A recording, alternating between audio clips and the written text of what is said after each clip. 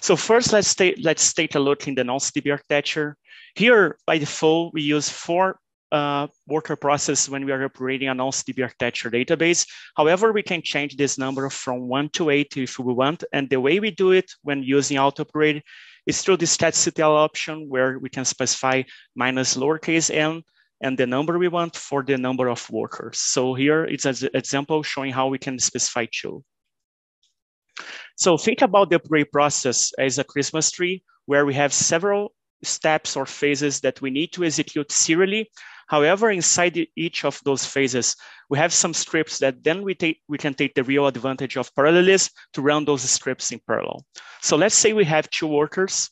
So we have worker 1 and 2 here in phase 1 working in parallel in those 2 scripts we have, because they can be handled in parallel. When we jump to phase 2, we have worker 1 and 2 working in script 1 and 2. And as soon as script 1 finishes, worker 1 jumps and starts working in script 3. Okay.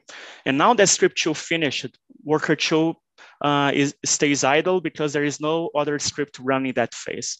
And to start the next phase, this phase needs to finish. Okay. So as soon as this phase finishes, then we have worker 1 now working script 1 in phase 3. However, worker 2 still remains idle here because there is no other script running phase 3 in this example. So in the Non-CDB architecture, it does not scale linear. So meaning the more workers you put doesn't mean that you get more speed. However, when we are in the multi-tenant architecture, we have a sort of linear speed here, because in the multi-tenant architecture, we can work in several PDBs in parallel if we want, and that's what we are going to see in the next slide. So for the multi-tenant architecture, by default, the number of workers we have is the CPU count. We can also change this number from the minimum, which is 4, and the maximum is unlimited, and we specify it the same way using the statsctl option if we use auto-upgrade. If we don't use auto-upgrade, if we use DB upgrade, then we also can provide -n4 to DB upgrade, or even to catctl if we call catctl manually.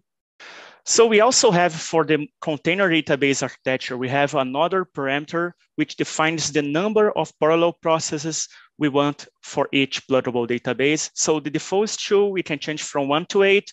And to specify this is, instead of the lowercase n, we specify this uppercase n. So how many pluggable databases are we upgrading in parallel?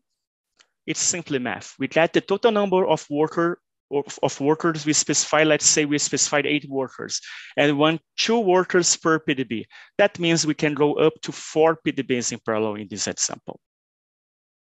So let's take a look in single tenant. Remember that a single tenant is not a single database here, because we have actually 3. We have the CDB $root container database, we have the PDB $seed, and then we have that single tenant that we are upgrading. So if we upgrade a single tenant with -n4 and -uppercase n2, that means that we can have up to 2 PDBs in parallel in this example. So first we do the upgrade for CDB $root, just as like we did for the Non-CDB. And we need to do this CDB $root upfront because all the PDBs depends and have meta-link objects with CDB $root. So CDB $root needs to be taken alone first upfront. When CDB $root finishes, then we take the advantage of the parallelism here, and we do 2 PDBs in parallel, because again, minus lowercase n was 4, uppercase n was 2. 4 divided by 2 is equal to 2, meaning we can go to up to 2 PDBs in parallel.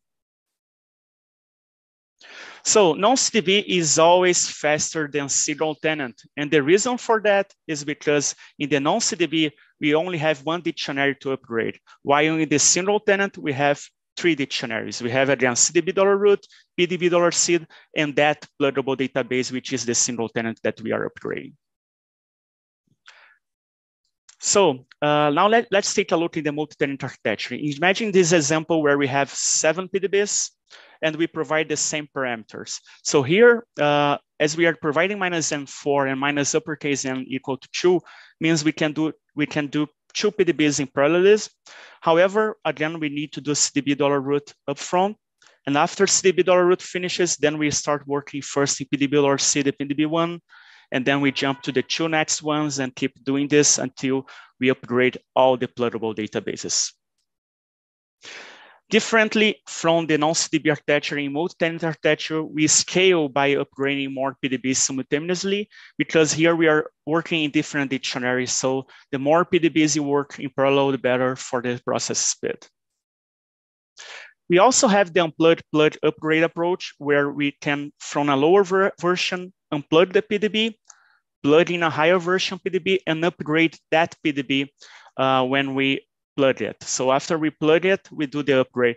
So this Unplug-Plug-Upgrade is always faster than any other strategy I showed here. And the simple reason why is because here we are only upgrading one database, one dictionary, while in the others we're upgrading more than one. Actually, in the non-CDB architecture, we were also upgrading just a single dictionary, which was from the non-CDB database. However, in when we have a container database architecture and we are upgrading as that single PDB, most of the objects we have inside are meta links to the container database. So that's why doing the Unplug-Plug is even faster than upgrading a non-CDB.